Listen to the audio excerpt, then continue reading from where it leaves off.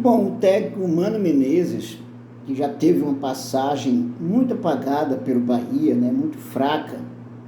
Na época a gente até achou que ia ser uma beleza, Mano Menezes no Bahia, e aí foi frustrante, né? Então, nesse domingo, o Mano Menezes vai, com o seu time no Internacional, enfrentar o Bahia, lá no Beira-Rio, em Porto Alegre. Então, essa notícia que está aqui no GE, de frustração, da frustração para ajustar a defesa, a treta contra o Fla, Mano revê o Bahia após passagem apagada. À frente do Tricolor em 2020, técnico do Internacional reencontra a equipe baiana em partida deste domingo pela Série A. GE relembra o trabalho rápido e sem brilho. Então, vamos tratar dessa notícia aqui. Você, torcedor e torcedora do nosso Esquadrão de Aço, inscreva-se, dê um like, ative o sininho para receber nossas novidades. Todos os dias nós temos aqui novidades do nosso Esquadrão de Aço. Vamos então às notícias? Vamos lá. O famoso ditado popular, tudo que é bom dura pouco, está longe de ilustrar o que foi a passagem de Mano Menezes pelo Bahia. O treinador gaúcho ficou apenas 3 meses e 14 dias em solo baiano, de setembro a dezembro de 2020, e não teve bom aproveitamento no tricolor. Mano reencontra o time baiano neste domingo, pressionado no comando do Internacional que já tem 4 derrotas consecutivas no Brasileirão, e o Mano Menezes vai tentar se recuperar contra o Bahia, não é? Espero que o Bahia dê um troco, até pela passagem péssima dele no Esquadrão de Aço. O confronto direto entre Tricolor e Colorado está marcado para este domingo, às 16 horas de Brasília, no estádio do Beira-Rio, com transmissão da TV Bahia. O Tricolor está na 13ª posição com 7 pontos, enquanto o Inter aparece na 15ª colocação com a mesma pontuação e saldo de gols inferior, -3, no caso Bahia, -6, o Internacional. Por isso que o Bahia está na frente. Passou de passagem. Mano Menezes foi anunciado pelo Bahia no dia 9 de setembro de 2020 para substituir o técnico Roger Machado. Chegada foi cercada de expectativa para a equipe, que brigava para fugir da zona de rebaixamento e buscava aprimorar o sistema defensivo. No Brasileirão daquele ano, o Bahia sofreu 14 gols em 8 jogos antes da chegada do técnico. Mas a alta expectativa não foi correspondida em campo e o trabalho do treinador começou a ser contestado. Ao todo, o Bahia realizou 24 jogos sob o comando de Mano Menezes, com 8 vitórias, 2 empates e 14 derrotas, aproveitamento de 36%. O problema defensivo do esquadrão também não foi solucionado, e a equipe tinha a pior defesa do Brasileirão na época em que o técnico deixou o cargo. Foram 35 gols sofridos, enquanto Mano Menezes esteve à frente do time, uma média de 1,4 gols por jogo. Após uma sucessão de resultados negativos, a derrota por 4-3 diante do Flamengo, no Maracanã, pela 26ª rodada do Brasileirão de 2020, foi o ponto final da trajetória do treinador à frente do tricolor. Depois do fracasso, as duas partes decidiram encerrar vínculo em comum acordo. Então aí você pode relembrar inclusive a partida. Vamos lá. Além da derrota, o confronto entre baianos e cariocas ficou marcado pelo caso de injúria racial relatado por Gerson, que disse ter sido ofendido por Índio Ramírez, na época meia do Bahia, com a frase "cala a boca, negro", após discussão dentro de campo. O técnico Mano Menezes também se envolveu no tumulto, segundo Gerson. O Mano até falou: agora você é vítima, não é? O Daniel Alves te atropelou e você não falou nada. Claro, porque teve respeito entre eu e ele. Eu nunca falei de treinador, mas o Mano tem que saber respeitar. Estou vindo falar aqui por mim e por todos os negros do Brasil, disse Gerson em entrevista após o jogo, né, da entrevista. Isso foi uma coisa esquisita, porque na verdade o Gerson falou que o Índio Ramírez foi racista com ele. Foi o que ele falou, mas não ficou evidente, né, se fizeram, vamos dizer, investigações para saber de fato, inclusive pegando as imagens, jogadores que estavam perto, e aí a coisa não vingou, né? A coisa não vingou.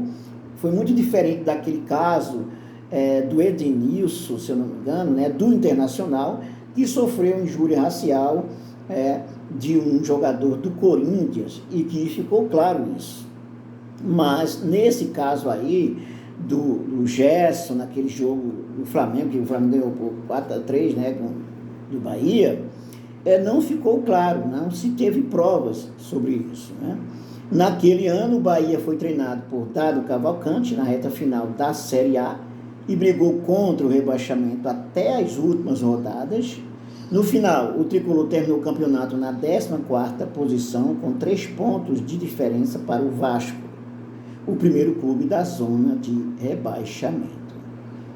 Na Justiça, a saída de Mano Menezes também gerou consequências para o Bahia, fora de campo. No ano passado, o técnico, já no Internacional, acionou o clube baiano no Tribunal Regional do Trabalho da 5ª Região da Bahia por atraso do recolhimento do FGTS no período em que durou seu contrato com o tricolor de 8 de setembro a 20 de dezembro de 2020. Na época, o GE apurou que o valor cobrado na ação era de 291 mil, destes 192 mil eram de multa. Outros rumos. Depois da sua saída de Salvador, Mano decidiu atravessar o mundo para comandar um time de futebol. Em 9 de abril de 2021, o treinador gaúcho foi anunciado como técnico do Al Nassr, da Arábia Saudita, atual time de Cristiano Ronaldo e Anderson Talisca, né? Anderson Talisca, que foi do Bahia. Por lá, ele passou um pouco mais de 5 meses antes de ser demitido e sair sem títulos conquistados. 1 ano e 10 dias depois de ser anunciado no país do Oriente Médio, Mano Menezes voltou ao Brasil para comandar o Internacional. Pelo Colorado, o treinador tem 70 jogos, com 35 vitórias, 25 empates e 12 derrotas. Tem um saldo positivo. Só que agora, nessa reta final aí, né, nessa temporada, a situação do Mano está balançando no Internacional. Na temporada passada, com o Mano no comando, o Internacional foi vice-campeão brasileiro, olha só, com 73 pontos somados, vice-campeão brasileiro. Assim como o Mano Menezes, o Bahia mudou de rumo, só que de uma forma mais dolorosa. Em 2021, o Esquadrão terminou o Brasileirão na 18ª posição e foi rebaixado para a Série B do Campeonato Brasileiro, mas o período na segunda ano não demorou muito, já que o tricolor conquistou acesso na temporada seguinte. Momento turbulento. Nesta oitava rodada da Série A do Brasileirão, Bahia e Internacional se enfrentam pela primeira vez desde setembro de 2021. A fase de ambas as equipes é ruim, péssima. O Internacional voltou a respirar na última quinta ao vencer o Metropolitanos pela Libertadores e encerrar um jejum de 6 jogos. Já o Esquadrão soma 4 jogos sem vitórias. Então, os últimos jogos do Bahia, por exemplo, Bahia 3, Curitiba 1, pelo Campeonato Brasileiro, Santos 3, Bahia 0, pelo Campeonato Brasileiro, aquele jogo que o Bahia foi péssimo, né, sequer entrou em campo direito. Bahia 2, Flamengo 3, mais um placar aí, apertado aí. Bahia 2, Flamengo 3 pelo Campeonato Brasileiro. Jogo esse que o Bahia teve 2 jogadores afastados, né? Quer dizer, receberam cartão vermelho, depois de ter já o primeiro cartão, ter recebido 2 cartões amarelos. E aí, o Flamengo foi beneficiado pela arbitragem, né? Pela arbitragem. Depois, né, mas tem mais, né? Desculpa. Depois de Bahia 2, Flamengo 3, Santos 0, Bahia 0. Aí o Bahia jogou novamente com o Santos lá na Vila Belmiro, fez um jogo bom, né, saiu empate. E agora, nesta quarta-feira, 31, o Bahia vai enfrentar o Santos novamente, só que agora na Fonte Nova, pela Copa do Brasil, precisando de um golzinho pelo menos, né? Uma vitória que pode ser simples, um triunfo simples, né? Para passar para as quartas de final da Copa do Brasil. Bom, e o último jogo do Bahia, que foi um empate com sabor de derrota, Bahia 1, Goiás 1, pelo Campeonato Brasileiro. O Bahia não jogou bem, mas pelo menos fez o primeiro gol, e aí depois sofreu um gol ridículo de falta. O zagueiro que chegou recentemente, o Vitor Hugo, abriu a barreira, a bola passou e o Bahia sofreu o gol. Então, tá aí um gol de empate, um empate com sabor de derrota. A torcida vaiou o Bahia, vaiou o Renato Paiva, não só vaiou, né, chamou de burro, principalmente pelas mudanças que fez, que foi muito ruim. As mudanças foram muito ruins.